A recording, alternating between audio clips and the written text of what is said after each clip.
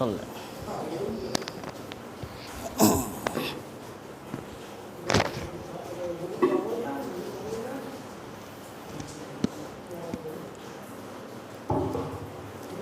نعرہ صلوات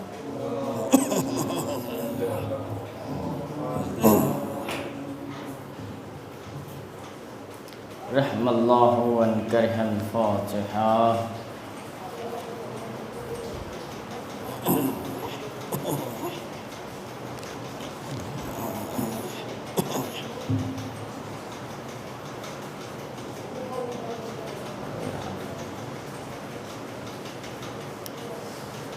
لا حول ولا قوة إلا بالله العلي العظيم أعوذ بالله من الشيطان الرجيم بسم الله الرحمن الرحيم رب اشرح لي صدري ويسر لي أمري واحلل عقدة من لساني يفقهوا قولي الحمد لله الذي هدانا لهذا وما كنا لنهتدي لولا أن هدانا الله لقد جاءت رسل ربنا بالحق مولانا مولى الثقلين جد الحسن والحسين أبي القاسم محمد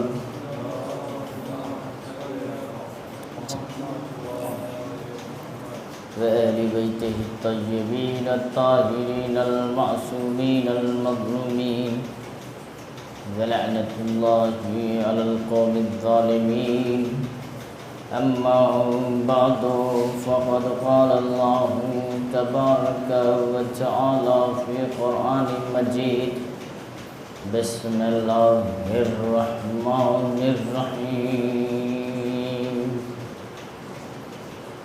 من كان يرجو لقاء ربه فليعمل عملا صالحا صلوا على محمد وعلى محمد.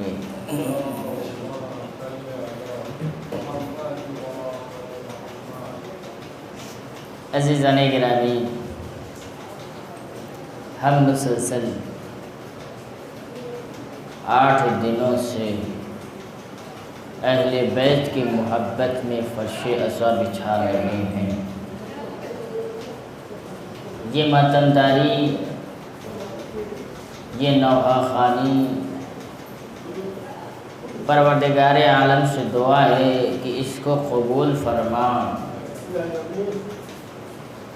اور پروردگار عالم سے ہاتھوں کو جوڑ کر کے ہماری یہ التجا ہے کہ پروردگار عالم اہل بیت کے لیے اسی طریقے سے ہمارے دلوں میں جذبہ باقی رکھ، تاکہ آنے والے دنوں میں اسی طریقے سے مجلس کرتے رہیں، ماتمداری کرتے رہیں، فرش عصا بچھاتے رہیں. ایک صلوات بر محمد و آل محمد.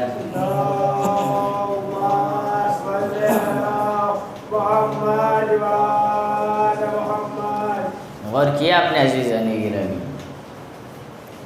یہ فرش عصا جو ملی ہے وہ اہل بیت کے قربانی کے ذریعے سے ملی.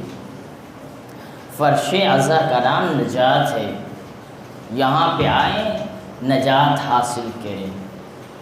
عزیزان گرامی، اللہ تعالیٰ قرآن مجید میں ارشاد فرما رہا ہے کہ من کان یرجو لقاء ربہ.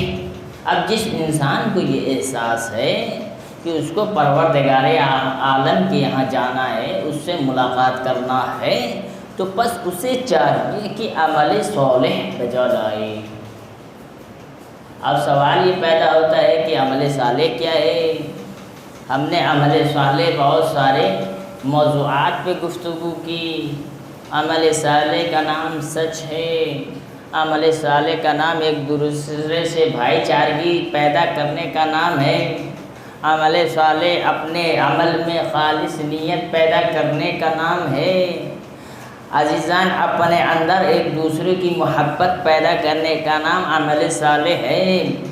حسد کو دور کرنے کا نام عمل صالح ہے. تواضع انکساری کے ساتھ زمین پہ چلنے کا نام عمل صالح ہے. فخر و مباحات کو دور کرنے کا نام اور عمل صالح ہے، اور اس کے نتیجے میں کہہ رہا ہے پروردگار عالم کہ میں تمہیں اپنے آپ سے قریب کر دوں گا اگر تم اس کو بجا لاؤ گے۔ غور کیا اپنے ذہن گرامی۔ اب آئیے 15ویں چیز کیا ہے؟ ادب۔ اللہ تعالیٰ ادب کے ذریعے سے قریب ہوتا ہے۔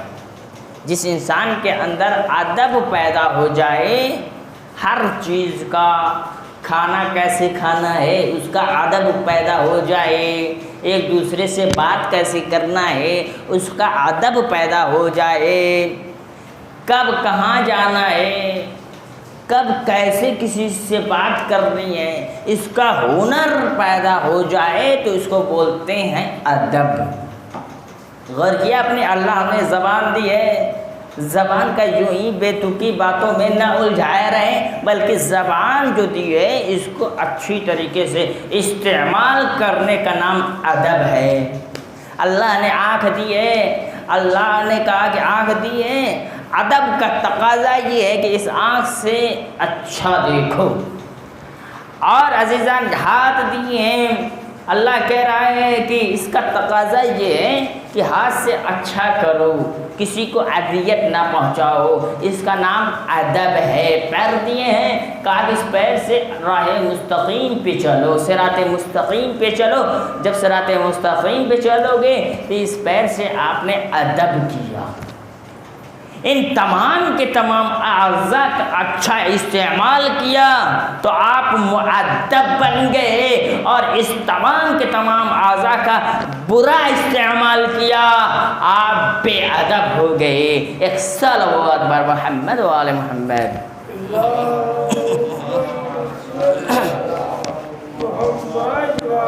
اور کیا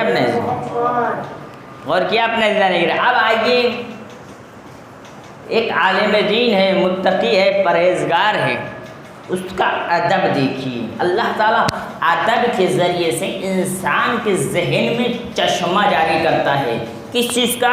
نور کا۔ اللہ اس کی زبان میں مٹھاس پیدا کرتا ہے، کس چیز کا؟ بولنے کا۔ اللہ اس کی آنکھوں کو میں روشنی بخشتا ہے، کس چیز کا؟ نور کا۔ اب عزیزان گرامی دیکھیے، ایک عالم دین تھے، استخارہ دیکھتے تھے، لندن سے، بہت دور دور سے، امریکہ سے، نہ جانے کس کس ملک سے ان کے یہاں کال آتی تھی کہ آپ میرا استخارہ دیکھ لیجیے۔ اتنے ماہر تھے، اتنے تقوی میں ماہر تھے۔ اب دیکھیں کس وجہ سے وہ ماہرت حاصل کی، کس وجہ سے وہ فن حاصل کیا کہ استخارہ دیکھتے تھے اور استخارہ صحیح ہوتا تھا۔ اب عزیزان گرامی ایک شخص آتا ہے عالم دین کے پاس، کہا کہ آپ میرا استخارہ دیکھ لیجئے۔ اب عالم دین نے جیسے ہی استخارہ دیکھا، ایک آیت آئی اور اس کے نتیجے میں کہا کہ تم کیا کرو کہ جلدی سے تم جو ہے رشتہ طے کر دو، رشتہ بہت اچھا ہے، اور یہ بھی دیکھ لو کہ تمہارے ساتھ ساتھ کوئی اور بھی پیچھے لگا ہوا ہے، اگر دوپہر تک تم نے رشتہ پکا نہیں کیا وہ تیسرا والا آدمی آ کر کے پکا کر دے گا۔ اب کوئی دوسرا آدمی آتا ہے اور استخارہ کے لیے آتا ہے، کہتا ہے کہ آپ میرے لیے استخارہ دیکھ لیں۔ اب جیسے ہی قرآن کھولا، استخارہ دیکھنا شروع کیا، اب ہو بہو وہی آیت اسی انسان کے لیے نکلی، لیکن سنیے فیصلہ جو جواب الگ الگ، اس کے لیے کچھ اور اس کے لیے کچھ، کس وجہ سے؟ اب سنیے، وہی آیت اس آدمی کو کہا کہ تمہارا فعل برا ہے، اس کام کو نہ کرو، نہیں کرو گے تو اچھا ہے۔ اب ایک آدمی دیکھ رہا تھا، کہا کہ اے عالم دین، وہی آیت اس کے لیے آئی، اس کے لیے کہا کہ یہ عمل ٹھیک ہے، اور وہی آیت اس کے لیے آئی تو آپ نے کہا کہ آپ کے لیے یہ کام درست نہیں ہے۔ اب عالم دین نے کہا کہ تم اس سے خود پوچھو کہ میں نے کیوں کہا کہ یہ کام تمہارے لیے ٹھیک نہیں ہے۔ اب اس آدمی نے عالم دین سے کہا کہ اے عالم دین، میرا ایک مال جو باہر سے آ رہا ہے اس منگلنگ کے ذریعے سے آ رہا ہے، 2 نمبری کے ذریعے سے آ رہا ہے۔ مجھے لگتا ہے کہ اس وجہ سے استخارہ میں منع آیا، لیکن پھر کہا کہ یہ دونوں آیتیں آپ نے فیصلہ کیسے کیا؟ اب غور کیجئے، آپ نے فیصلہ کیسے کیا؟ کہا کہ دیکھو میں ایک متقی ہوں، پرہیزگار ہوں، اللہ والا ہوں، میں ایک مرتبہ 8ویں امام کی رضا میں گیا تھا، حرم میں گیا تھا، وہاں پہ جیسے ہی امام رضا کے حرم میں جاتا ہوں اور جو اطراف میں گھر ہوتے ہیں، ہوٹل ہوتے ہیں، اب میں وہاں پہ رکتا تھا، روزانہ جب بھی جاتا تھا رکتا تھا، لیکن مجھے گوارا نہیں ہوتا تھا کہ میں حرم امام کے سامنے اپنے آپ کو بستر لگاؤں اور جہاں امام سوئے ہیں اس جگہ پہ میں بھی سوؤں، مجھے یہ گوارا نہیں ہے۔ تو اس لیے میں جب بھی کہیں ٹھہرتا تھا تو میں بیٹھے بیٹھے سو جاتا تھا، میں لیٹتا نہیں تھا، میں اتنا حرم امام رضا کا احترام کرتا تھا۔ اب جیسے ہی حرم امام رضا میں گیا، روضے میں گیا، تو ایک نورانی شخص آیا، کہا کہ یہ دانے لے لو اور اس کو جب کھاؤ گے تمہیں بہت بڑی طاقت ملے گی۔ اب اس نے کہا کہ جیسے ہی میں نے وہ کھایا اور اس کے بعد سے میرے اندر ایسی کیفیت طاری ہوئی، تو اس کے بعد سے جب بھی میں استخارہ دیکھتا ہوں تو اس کے بعد جب فیصلہ کرتا ہوں تو میرے کان میں کوئی شخص آتا ہے اور کہتا ہے کہ یہ کام ٹھیک ہے اور یہ کام ٹھیک نہیں ہے، تو اس کی بنیاد پہ میں سناتا ہوں۔ اب وہی آیت اس انسان کے لیے بھی آئی، لیکن میں نے اس کے لیے کہا کہ یہ تمہارے لیے ٹھیک ہے، اور وہی آیت اس انسان کے لیے آئی، لیکن میں نے اس کے بارے میں کہا کہ یہ تمہارے لیے ٹھیک نہیں ہے۔ تو گویا کہ میں نے اپنے ادب کی وجہ سے یہ ہنر حاصل کیا، اگر میں ادب نہیں کرتا تو میں یہ ہنر حاصل نہیں کرتا۔ ایک صلوات بر محمد و آل محمد۔ غور کیا اپنے ادب کے اندر کتنی طاقت ہے، ادب کے اندر کتنی طاقت ہے کہ اللہ تعالیٰ اس کے ذہن میں چشمہ جاری کرتا ہے نور کا، جب وہ چلتا ہے ایسا محسوس ہوتا ہے کوئی اللہ والا آ رہا ہے۔ اگر کوئی فیصلہ بھی کرتا ہے تو وہ اپنے سے فیصلہ ہی نہیں کرتا بلکہ اللہ کے حکم کے مطابق فیصلہ کرتا ہے۔ تو اب عزیزان گرامی، اب آئیے ایک اور ادب، ایک عالم دین تھی۔ دیکھیے ادب انسان کو کتنا مضبوط کرتی ہے اور اللہ سے کتنا قریب کرتی ہے۔ مرحوم عراقی بہت امیر تھے، اچھے قبیلے کے تھے، اچھے گھرانے کے تھے۔ ایک فقیر آتا ہے ان کے گھر پہ، اب دیکھیے ادب، کہا کہ میں نے آپ کے بارے میں بہت سن رکھا ہے، آپ کے اندر ادب بہت زیادہ ہے، علم بہت زیادہ ہے، آپ کے اندر ذہانت بہت زیادہ ہے، یہ کیسے حاصل کیا؟ اب اس کے بعد اس عالم دین نے کہا کہ اچھا چلو میں تمہیں بتاتا ہوں۔ اچانک اس انسان نے، عالم دین نے اس فقیر آدمی سے کہا ایسا ہے کہ چلو امام حسین کی زیارت کرنے چلتے ہیں، جو بھی خرچہ ورچہ ہوگا میں تمہارا خرچہ لگاؤں گا اور ویزا، پاسپورٹ، جتنے بھی ٹکٹ ہیں میں سب دوں گا، تمہیں کچھ لگانا نہیں ہے۔ غور کر رہے ہیں جانے گرامی؟ اب جیسے ہی چلے وہ فقیر بھی چلا، راستے میں جب پہنچنے کے بعد کیا دیکھا وہ فقیر آدمی کہ میرا کوزہ اس کے گھر میں چھوٹ گیا ہے۔ اب وہ کہتا ہے کہ اے عالم دین ذرا ٹھہرو، اپنے گھر لے کر چلو، میرا وہ کوزہ چھوٹ گیا ہے، پہلے اس کوزوں کے لیتے ہیں پھر کربلا چلتے ہیں۔ اب عزیزان گرامی اس کے بعد کہا عالم دین نے میرے پاس پیسہ بہت ہے، مال ہے، دولت ہے، میں تمہیں ایک دوسرے مشق خرید کر دے دوں گا۔ ارے گھبراؤ نہیں۔ اب اس فقیر آدمی نے کیا کہا، کرے وہ بڑے قیمتی تھے، کہا کہ اچھا قیمتی تھے، میں تمہیں قیمتی والا مشق خرید کر تمہیں دے دوں گا۔ اور کیا اپنے جانے گرامی؟ اب اس کے بعد وہ گھبرانے لگا، کہا کہ بھیا لگتا ہے کہ مجھے کربلا لے کر ہی جائیں گے۔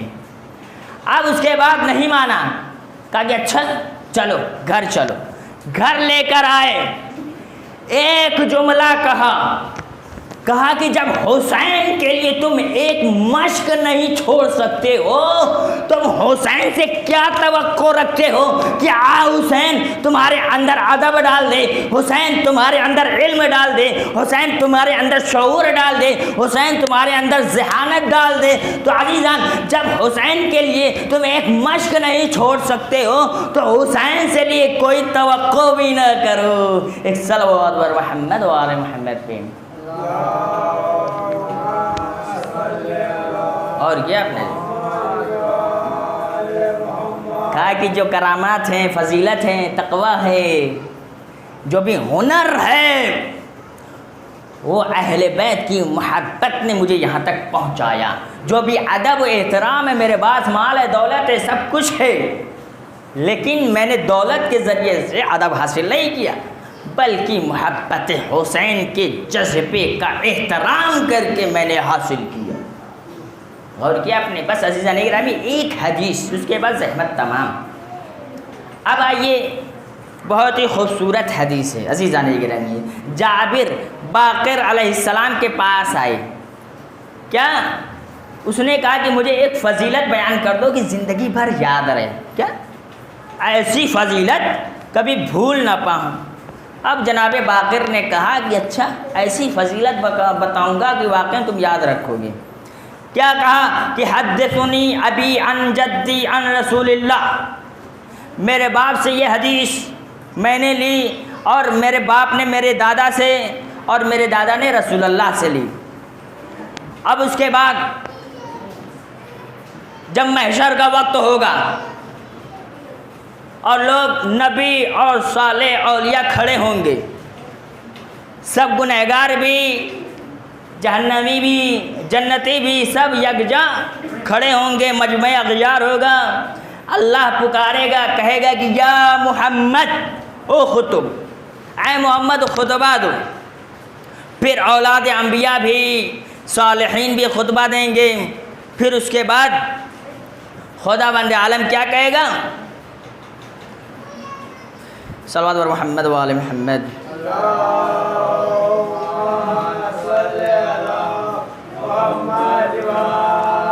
خدا بند عالم کیا کہے گا کہ اے محشر والو، کہ یا اہل الجمع لمن الکرم الجوم، اے محشر والو بتاؤ کہ عزت اور بزرگی کس کے لیے ہے، شان و شوکت کس کے لیے ہے؟ تو محشر والے سب خاموش، کوئی آواز نہیں دے رہا۔ اب عزیزان سنیے، جب کوئی آواز نہیں دے رہا تو فیقول رسول، کہتے کہ رسول اٹھے اور علی اٹھے، والحسن والحسین و فاطمہ۔ اب جب اٹھے بلند ہو کر کہا کہ اے پروردگارا، للہ الواحد القہار، اے پروردگارا شان و شوکت عزت تیری ذات کے لیے ہے اور تیرے لیے ہے، اور اس کے علاوہ کسی کے لیے نہیں ہے۔ غور کیا آپ نے؟ اب اس کے بعد سنیے، اب کیا اللہ کا جواب آتا ہے؟ کیا اہل الجمع، اے محشر والو سنو کہ انی جعلت الکرم للمحمد لعلی جن والحسن والحسین والفاطمہ، یہ کرم و عزت، یہ شان و شوکت میں نے محمد کے لیے قرار کر دیا، یہ شان و شوکت میں نے علی کے لیے قرار کر دیا، یہ شان و شوکت میں نے حسن حسین کے لیے قرار کر دیا، میں نے فاطمہ کے لیے شان و شوکت مقرر کر دیا۔ تو اب عزیزان گرامی اس کے بعد سنیے، میں عزت و بزرگی و شرف عطا کرتا ہوں محمد کو، علی کو، حسن کو، حسین کو۔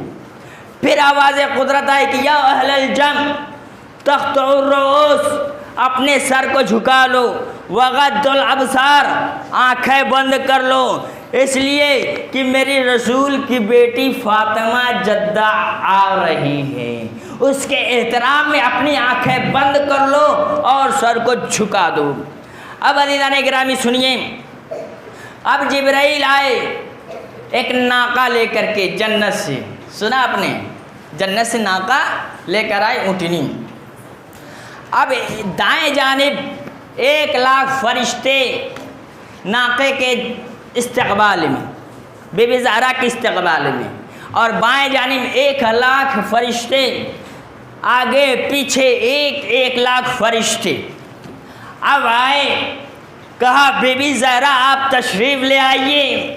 اب جیسے بی بی زہرا تشریف لے آئی، اللہ نے حکم دیا اے محمد کی بیٹی، پوری مخلوقات میں سب سے پہلا حق تیرا ہے کہ تو جنت میں اپنا پہلا قدم رکھے۔ اور سنیں آپ نے عزیزان گرامی، اب جیسے ہی بی بی زہرا جنت کے دروازے پہ پہنچی، اب رکی، ٹھہری، کہا کہ پروردگارہ میں ایسے ہی تھوڑی جاؤں گی۔ کہا کیا؟ میرے چاہنے والے بھی ہیں، میرے لال پہ آنسو بہانے بھی والے بھی ہیں، ماتمداری کرنے والے بھی ہیں، میں ان کو ساتھ ساتھ لے کر جاؤں گی۔ اب کیا ہوا عزیزان، ایک مثال دوں، 1 کنٹل گیہوں ہوتا ہے 10 بوریے میں، ٹھیک، 10 بوری میں مان لیجئے۔ اب جھاڑتے جھاڑتے پچھوڑتے پچھوڑتے 1 بوریا خراب نکل جاتا ہے کہ نہیں نکل جاتا ہے؟ اب اس کو آپ کیا کرتے ہیں؟ یا تو بکری کو یا گائے کو یا بھینس کو دے دیتے ہیں، اور یا پھینک بھی دیتے ہیں تو جو چڑیا آتی ہے تو اسی کو چنتی ہے جو اچھا دانہ ہوتا ہے، کیا اچھے دانے ہوتے ہیں۔ تو اسی طریقے سے جب محشر میں لوگ کھڑے ہوں گے، جہنمی جہنم میں جائیں گے، اب جو خراب دانے رہ گئے تو بی بی زہرا ان خراب دانوں میں دیکھیں گی کہ ان میں سب سے اچھا دانہ کون ہے، یعنی میرے آج سے محبت کرنے والا کون ہے، میرے محبت میں آنسو بہانے والا کون ہے، تو ان میں سے چنے گی اور چن کر کے سب سے پہلے ان کو جنت میں داخل کریں گی، اور پھر کہیں گے کہ جاؤ تم سب سے پہلے جنت کے حقدار ہو۔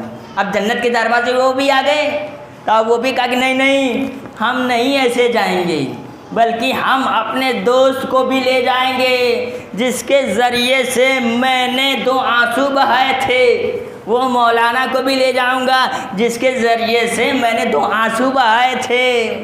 کیا ہے؟ اب جس کے ذریعے سے میں نے ماتم کیا تھا ان سب کو بھی اکٹھا لے کر جاؤں گا۔ عزیزان گرامی، اللہ نے فاطمہ کے صدقے میں ان کے چاہنے والوں کو بھی جنت میں داخل کر دیا، اور جو چاہنے والے بھی تھے ان کے چاہنے کے صدقے میں بھی دوسرے لوگوں کو بھی جنت میں داخل کر دیا۔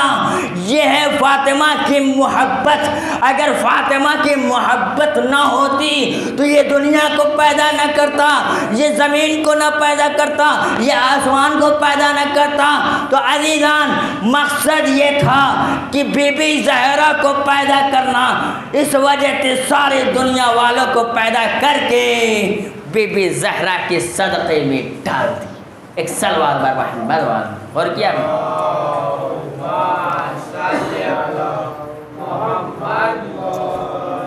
کیا سنا آپ نے عزیزان گرامی؟ بس زحمت تمام، غور کیا آپ نے بی بی زہرا، لیکن غور کریے کہ ہمارا رجسٹر پورا ہونا چاہیے، وگرنہ ہم دکھیں گے ہی نہیں۔ رجسٹر یعنی کیا؟ نماز پوری ہونی چاہیے، روزہ پورے ہونے چاہیے، زکوٰۃ اور خمس پورے ہونے چاہیے، تب جا کر کے بی بی زہرا کی نگاہ ہمارے اوپر پڑے گی، وگرنہ ہم دکھائی نہیں دیں گے بی بی زہرا کی نگاہ میں۔ تو کوشش یہ کریے کہ ہماری نماز قبول ہو تو بی بی زہرا کی محبت کے صدقے میں، ہمارے روزہ قبول ہو تو بی بی زہرا کی محبت کے صدقے میں۔ تو عزیزان، اگر محبت فاطمہ کے صدقے میں نماز قبول ہو جائے، روزہ قبول ہو جائے، زکوٰۃ قبول ہو جائے، اس سے بڑا مرتبہ ہمیں کیا ملے گا؟ ایک سلوات محمد والے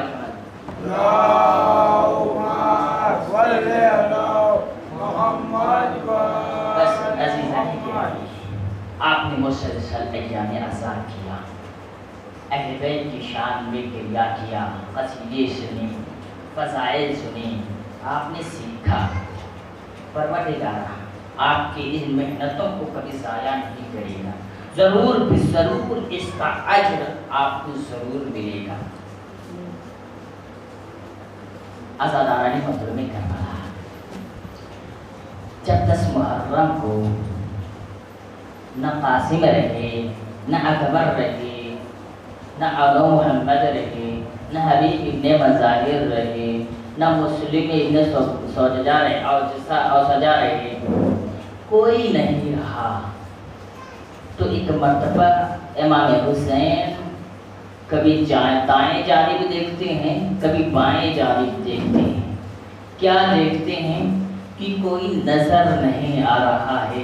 عزاداروں ایک مرتبہ چیخ مار کر کے اپنے دونوں ہاتھوں کو بلند کر کے فرماتے ہیں کہ حل من ناصرین ینصرنا، ارے ہے کوئی جو میری مدد کرنے کے آئے۔ عزاداروں اب جیسے ہی امام کی آواز کا بلند ہونا تھا، خیمے میں آواز ٹکرائی۔ عزاداروں اصغر نے اپنے آپ کو جھولے سے گرا دیا، خیمے میں رونے کی آوازیں بلند ہونے لگی، کوہرام بچ گیا۔ اب جیسے ہی امام نے رونے کی آواز سنی، خیمے میں آنے کے بعد اس نے رباب، ارے یہ رونے کی آواز کیسی، یہ رونے کی آواز کیسی؟ عزیزان گرامی کیا سن سکو گے؟ اتنا تڑپ کر کے بی بی زینب، بی بی ام رباب کہتی ہیں کہ آپ کی آواز میں اتنا درد تھا کہ اصغر نے اپنے آپ کو جھوٹے سے گرا دیا۔ پھر آؤ عزاداران مظلوم کربلا، اس کے بعد کس کی باری آتی ہے؟ جناب علی اکبر کی۔ جب سارے شہید ہو گئے نا، اکیلے بچے جناب علی اکبر۔ کہا کہ بابا جان آپ مجھے اجازت دیجیے جنگ کرنے کی، میں بھی چاہتا ہوں کہ جیسے قاسم لڑے، آنا محمد لڑے، حبیب ابن مظاہر لڑے، اس طریقے سے میں بھی جنگ کرنا چاہتا ہوں۔ اب جیسے امام نے سنا کہ میرا بیٹا علی اکبر تاپ رہا ہے لڑنے کے لیے، ایک نگاہ کی علی اکبر کو چہروں پہ دیکھا، کہا کہ اے علی اکبر، جب میں رسول کی زیارت کرنا چاہتا ہوں تو میں تجھے دیکھ لیتا ہوں، اور زیارت رسول ہو جاتی تھی۔ ہائے اکبر، اگر تو چلا جائے گا تو میں کیسے رسول کی زیارت کر سکوں گا؟ اللہ تعالیٰ نے کربلا۔ اس کے بعد خیمے میں آتے ہیں، جناب زینب کے پاس، السلام علیکم یا زینب، اے زینب میرا سلام قبول کیجئے، اے پھوپھی اماں میرا سلام قبول کیجئے، آپ مجھے اجازت دیجئے۔ جناب زینب نے بے ساختہ کہا ارے پہلے جاؤ اپنی ماں سے اجازت لو، ارے جس نے تمہیں چکیاں پیس پیس کر پالا ہے، اجرکم اللہ اجرکم اللہ۔ اس کے بعد جناب علی اکبر خیمے میں آتے ہیں، ام لیلا کے پاس، کہا اماں جان آپ مجھے اجازت دے دیجئے۔ عزادارو ایک ماں ایک بیٹے کی جدائی سے تڑپ رہی ہے۔ عزادارو کیا سن سکو گے؟ جب ایک لڑکا آئے، جب ایک جوان اپنے ماں سے کہے کہ اے اماں مجھے مرنے کی اجازت دے دو، اس ماں کا دل کتنا تڑپا ہوگا۔ عزادارو لیلا بھی اکبر کے اجازت سے تڑپ گئی، اے اکبر اگر تو نہ رہے گا تو میں جی کر کیا کروں گی؟ اے اکبر جاؤ میں اجازت دیتی ہوں۔ عزاداران مظلوم کربلا جیسے ہی علی اکبر آئے، کہا بابا مجھے اجازت مل گئی ہے۔ امام نے کہا آؤ میں آپ کو سوار کر دیتا ہوں۔ اب جیسے ہی علی اکبر کو امام سوار کر دیتے ہیں، ایک جملہ کہتے ہیں اے بیٹا علی اکبر جب تم جانا تو مجھے مڑ مڑ کر دیکھتے رہنا۔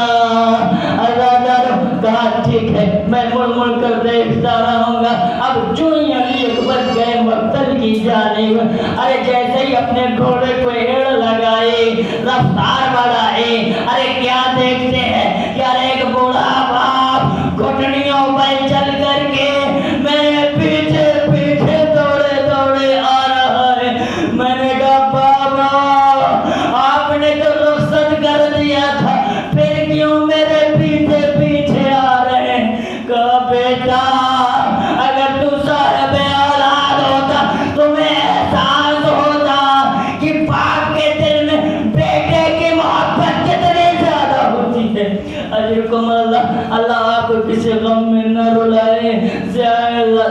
سوائے غم حسین کے اللہ تعالیٰ نے محبوب کربلا امام نے پھر علی اکبر کو سوار کیا. تاریخ نے لکھا امام نے علی اکبر کو 7 مرتبہ سوار کیا, پھر نیچے کیا, پھر سوار کیا, آزادارو. پھر اس کے بعد جناب علی اکبر مقتل میں آتے ہیں. کہا کہ بیٹا بڑھ بڑھ کے حملہ کرنا. اب جیسے ہی مقتل میں آئے عزادارو فوجوں میں بھگدڑ مچ گئی. کہا یہ علی کا شیر آیا ہے, یہ علی کا پوتا آیا ہے. ارے ان کو ایسے ہی ہرایا نہیں جا سکتا, ان کو دھوکوں سے ہرایا جا سکتا ہے. عمر صاحب نے حکم دیا اے فوج اشقیا سب مل کر کے علی اکبر پہ حملہ کرا. سب مل کر کے علی اکبر کے اوپر تیر برسانا شروع کر دیا. ارے جس کے ہاتھ میں کچھ نہ تھا وہ پتھروں سے وار کرنے لگا. آزادار ایک وقت وہ بھی آتا ہے جب سنسناتا ہوا نیزہ علی اکبر کے سینے پہ لگا. علی اکبر نے ایک چیخ ماری, بابا میری مدد کرنے کو آئے. زین سے زمین پہ آئے, السلام علیکم یا عباد اللہ. اب جیسے مقتل میں امام حسین دوڑتے دوڑتے آئے, عزادارو روایت میں لکھا امام کو علی اکبر دکھائی نہیں دے رہے ہیں. کہہ رہے بیٹا علی اکبر ارے ذرا آواز تو دو, مجھے تم نظر نہیں آ رہے ہو. اب جیسے ہی آواز علی اکبر کے کانوں میں ٹکراتی ہے, علی اکبر کہتے ہیں بابا میں یہاں ہوں, آپ مجھے ذرا اپنی آنکھوں سے دیکھیے, میں نظر آ جاؤں گا. امام حسین علی اکبر کو کیا دیکھتے ہیں, علی اکبر مقتل کی زمین پہ تڑپ رہا ہے. ارے کیا دیکھا, ایک ہاتھ سینے پہ ہے. کیا پوچھتے ہیں بیٹا ایک ہاتھ سینے پہ کیوں رکھے ہو؟ کہا کہ ظالم نے میرے سینے پہ نیزہ مارا ہے اور کہا تھا کہ میں دیکھتا ہوں کہ تیرا باپ کتنا صابر ہے. عزادار ہو. اس کے بعد امام حسین علی اکبر کے سینے میں چاہتے ہیں کہ نیزہ نکالا جائے. اب جیسے ہی نیزہ نکالتے ہیں علی اصغر کا لاشا بلند ہونے لگتا ہے. علی اکبر کہتے بابا رہنے دے. اب جیسے ہی تیسری مرتبہ کہا یا علی ادرکنی. عزادارو نیزہ تو سینے علی اکبر سے نکل گیا, لیکن نیزے کے ساتھ ساتھ علی اکبر کا کلیجہ باہر آ گیا. اجرکم اللہ اجرکم اللہ. اللہ کو کسی غم میں نہ رلائے سوائے مظلوم کربلا کے. عزادارو اس کے بعد کہتے ہیں بیٹا کچھ وصیتیں ہیں تو بیان کرو. کہا میری ایک وصیت ہے, مجھے صغرا سے ملا دو. اب جیسے ہی کہا کہ صغرا سے ملنا ہے, اچھا میری 2 انگلیوں کے درمیان دیکھو. اب جیسے ہی علی اکبر نے 2 انگلیوں کے درمیان دیکھا کہا بیٹا کچھ نظر نہیں آ رہا ہے. اب پھر دوسری مرتبہ کہا کہ بیٹا ذرا غور سے دیکھو نظر آ جائے گا. اب جیسے ہی علی اکبر نے تیسری مرتبہ حسین کی 2 انگلیوں کے درمیان دیکھا, کہا بابا ارے نہ دکھاتے تو اچھا ہوتا. کہا بیٹا کیا ہو گیا ہے؟ اے بابا ارے جس جگہ سے میں نے روح زغرا کو ویدا کیا تھا اس جگہ پہ میرے نشانوں پہ زغرا نے اپنے گالوں کو رکھے ہوئے فریاد کر رہی ہے, اے بھیا علی اکبر آپ مجھے کب لینے آئیں گے؟ انا للہ و انا الیہ راجعون. رسم بقضائه وتسلیما لامره. بسم اللہ الرحمن الرحیم. اللهم صل وسلم حجت ابن الحسن وعلى في هذا الساعة وفي كل ساعة ولي محافظا وقائدا وناصرا ودليل معين حتى تشكره أربعة طوال وتمتعه فيها طويلا. ماتم حسین